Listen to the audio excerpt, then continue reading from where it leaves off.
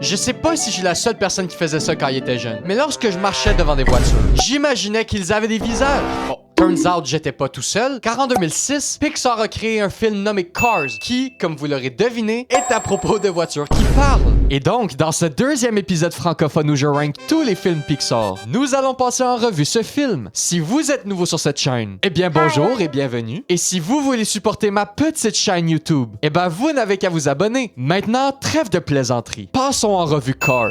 Et n'oubliez pas que cette vidéo est entièrement subjective et que vous avez le droit à votre propre opinion. Donc, le film commence avec cette freaky-ass voiture qui s'appelle Lightning McQueen, qui fait de la course afin de gagner la Piston Cup. Cette course se termine avec une égalité entre 3 voitures, ce qui pousse les gagnants à devoir participer à une autre course une semaine plus tard pour déterminer le réel vainqueur de la Piston Cup. Lors de son déplacement vers la Californie avec son transporteur Mac, qui est autant freaky que lui, McQueen s'endort et sort littéralement de Mac. Ne sortez pas cette phrase de son contexte. En essayant de retrouver Mac, il commence à rouler de plus en plus vite, ce qui réveille une voiture de police et il se met à le pourchasser. Mais McQueen, se pensant au-dessus de la loi, essaye de s'enfuir de la police, mais crée à la place tout un chaos dans cette petite ville nommée Radiator Springs, notamment en détruisant sa route principale. Et donc, la police finit enfin par l'arrêter alors qu'il est pris au piège dans des fils électriques. Ne me demandez pas comment c'est arrivé. Le lendemain matin, McQueen se réveille et constate qu'une voiture de remorquage rouillée, nommée Matter, le fixe du regard. Puis, il se dirige vers le tribunal de la ville, mais McQueen n'a malheureusement aucun avocat pour le représenter. Where's your lawyer? I don't know. Tahiti, maybe. Donc, ils lui en ont assigné un, Matter.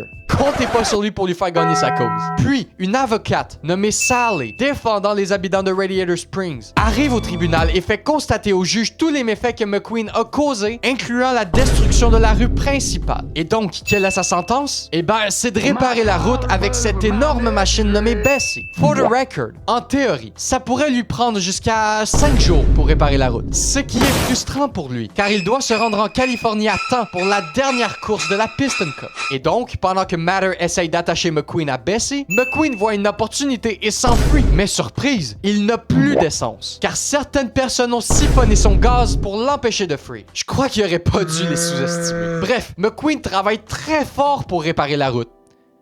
Je rigole, il a rushé son travail et ça lui a pris environ quoi, 1 heure? Mais turns out, le résultat est tellement mauvais qu'on pourrait legit dire que la route est pire qu'elle était juste avant. Et donc, il doit tout recommencer. Mais Doc Hudson, le juge, lui a proposé un deal. Participer à une course. Si McQueen gagne, il est libre. Sinon, de retour au travail. Et donc, pendant la course, Doc décide d'overfarm au lieu de courser et laisse McQueen se guider par son ego, ce qui l'amène à perdre le contrôle et à drift away. Donc, après avoir perdu la course, McQueen retourne en ville pour terminer sa sentence. Pendant la nuit, lui et Matter vont prank des tracteurs, ce qui les fait péter, et McQueen réveille accidentellement Frank. Qui est Frank, me demandez-vous? Eh ben, c'est lui! Après avoir quitté la scène de crime, McQueen va dormir au motel de Sally, et le lendemain matin, il découvre que Doc Hudson est secrètement une ancienne voiture de course de grande renommée. Par contre, Doc n'aime pas partager cette histoire aux gens, et demande à McQueen de le laisser tranquille. Sally invite donc McQueen à faire une petite balade avec elle sur la route, ce qui teste sa confiance en lui, car elle décide également de remplir sa tank de gaz. Et donc, McQueen se retrouve devant 2 choix. Il peut soit prendre le chemin du simp ou le chemin de l'égocentrisme / de la criminalité. Et vous savez quoi? Il surprend tout le monde en choisissant de suivre Sally au lieu de s'enfuir pour une 2e fois. Et si c'est pas un bon character development, ça? Ou est-ce que ce serait pas juste un down bad move? En tout cas, sur la route, on apprend que Radiator Springs était populaire chez les touristes fut un temps, mais qu'elle est devenue oubliée depuis la construction d'une autoroute. Yeah, fuck you l'autoroute 40. Le jour suivant, on apprend que McQueen a enfin fini sa sentence. Mais comment a-t-il été capable de finir aussi vite? Well, j'ai l'impression qu'il a été aidé par un certain quelque chose. Plus tard, avec l'aide des habitants, il se fait réparer, change son look et répare les lumières néons de la ville. C'est comme s'il avait abandonné sa vie de pilote pour devenir un habitant de cette petite ville. Oh, never mind, les journalistes l'ont retrouvé. Et donc, toute cette pression médiatique le pousse à aller en Californie afin de participer à la dernière course de la Piston Cup. Mais en faisant ça, il abandonne ses nouveaux amis et retourne dans sa vie normale de pilote. Oh, nevermind, ils ont rejoint son équipe à la moitié de la course. Et donc, juste au moment où il allait gagner, McQueen voit Strip Weathers faire des tonneaux et il décide de s'arrêter brusquement devant la ligne d'arrivée, car cet événement lui rappelle l'accident de Doc Hudson lors de son prime. Et donc, McQueen finit par abandonner la Piston Cup et décide d'aller aider Strip à atteindre la ligne d'arrivée malgré son état critique. Ce qui fait en sorte que Chick gagne la Piston Cup. Mais tout le monde s'en calisse, car après tout, la course, ce n'est pas seulement à propos de la victoire, c'est également à propos des amis qu'on se fait along the way. Et donc, c'est ainsi que le film se conclut. Alors, qu'en ai-je pensé? J'ai trouvé le film assez surprenant. J'ai trouvé le concept de voiture parlante assez bon, mais vraiment cursed. C'est un concept assez unique dans un monde inspiré par le nôtre, ce qui fait que le film se démarque assez facilement des autres. Et j'aime ça, même si le film peut être goofy par moments. J'ai trouvé certains designs faits pour les voitures assez irréalistes. Genre, comment est-ce que McQueen fait pour composer le numéro de son agent? Genre, c'est quoi, il utilise sa langue? Aussi, j'ai trouvé l'histoire assez simple, mais bonne et divertissante. On suit l'évolution d'un personnage similaire à un Nepo Baby qui devient assez compatissant pour les autres. L'histoire a commencé de façon assez brutale, en sautant directement dans l'action, ce qui a set le mood du film assez rapidement. Et à partir de là, on suit une histoire assez intéressante et on découvre un monde rempli de voitures se conduisant toutes seules, ce que je trouve plutôt cool. J'aime également comment ce film critique de façon subtile notre société et la division des classes sociales, en séparant les véhicules neufs des véhicules rouillés. La façon dont réagit McQueen aux alentours de véhicules rouillés est une bonne démonstration de comment certaines personnes riches de notre monde se comportent envers les gens plus pauvres. Et ce film n'arrête pas là. Il y a plein d'autres exemples de ce genre de parodie. Mais je passerai pas mon temps à en parler, car sinon ma vidéo durerait environ 1 heure. Maintenant, même si j'ai trouvé le rythme du film assez lent par moments et quelques scènes trop longues, je trouve que les moments principaux du film sont assez divertissants et intéressants. Voir Lightning McQueen devenir une meilleure personne était bien, même s'il me cassait les couilles au début du film. C'est, selon moi, une situation assez similaire à celle de Woody dans le premier Toy Story. Le film commence avec un personnage plutôt détestable, mais le voir faire des efforts afin de devenir une meilleure personne fait en sorte qu'on s'attache à lui. C'est aussi cool de voir que, dans l'épilogue, McQueen utilise sa fame pour promouvoir Radiator Springs, ce qui démontre sa gratitude envers ses habitants et ce qu'ils lui ont appris. Maintenant, voici une ligne de dialogue qui m'a plutôt marqué et qui résume assez bien, selon moi, le développement de Lightning McQueen au courant du film. Thanks for everything.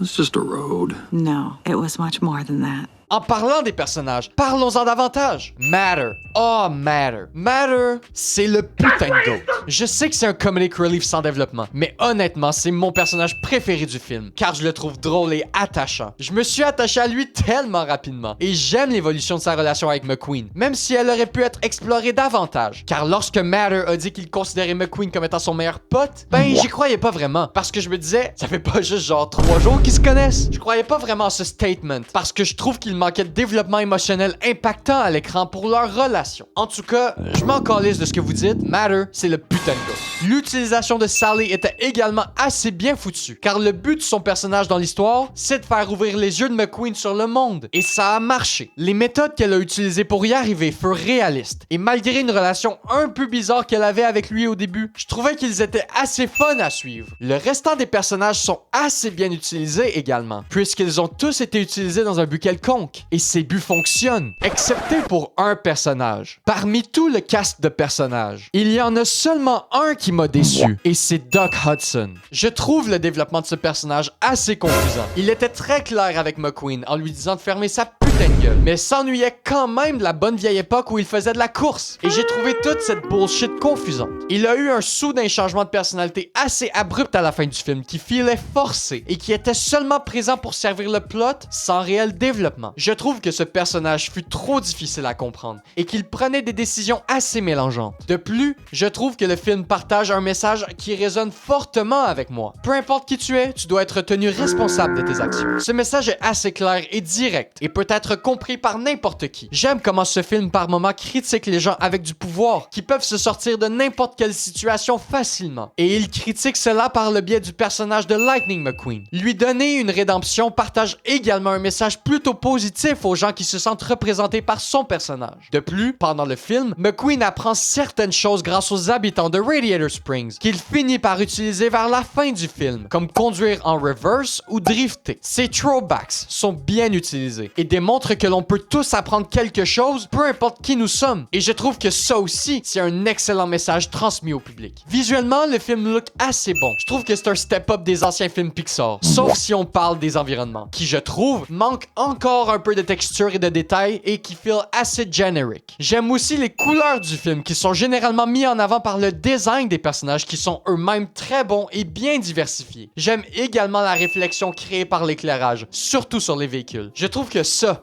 c'est une amélioration visible chez Pixar. Et le choix des chansons de ce film fut très bon également. Shout out à eux. Finalement, j'ai trouvé l'humour de ce film assez bobof. Honnêtement, j'ai trouvé que l'humour du film passait principalement par des funny faces, comme les millennials font sur TikTok, et je déteste ça. Ils ont quand même réussi à placer des bonnes blagues ici et là, par le biais de dialogue. Mais si l'on parle seulement des funny faces, je trouve que le film les surutilisait par moments. Et donc, au final, je vais mettre Cars dans le B-tier, juste derrière Monsters Inc. Je préfère honnêtement Monsters Inc. à Cars pour deux raisons. Premièrement, les personnages principaux sont plus agréables. Deuxièmement, le film est plus impactant émotionnellement. Ça reste que, au final, Cars est un très bon film avec un très bon message, mais a quelques défauts qui finissent par affecter l'entièreté du film à certains moments. Et donc, c'est ainsi que se conclut ce deuxième épisode francophone où je rank tous les films Pixar. La prochaine fois, nous allons passer en revue Ratatouille, un film que j'apprécie énormément. Si vous ne voulez pas manquer la suite de ces vidéos, n'oubliez pas de vous abonner et d'activer la cloche des notifications. Si vous avez apprécié ou détesté cette vidéo, n'oubliez pas de la liker ou de la disliker. Je vous envoie tout mon amour et j'espère vous revoir dans un prochain épisode. À la prochaine!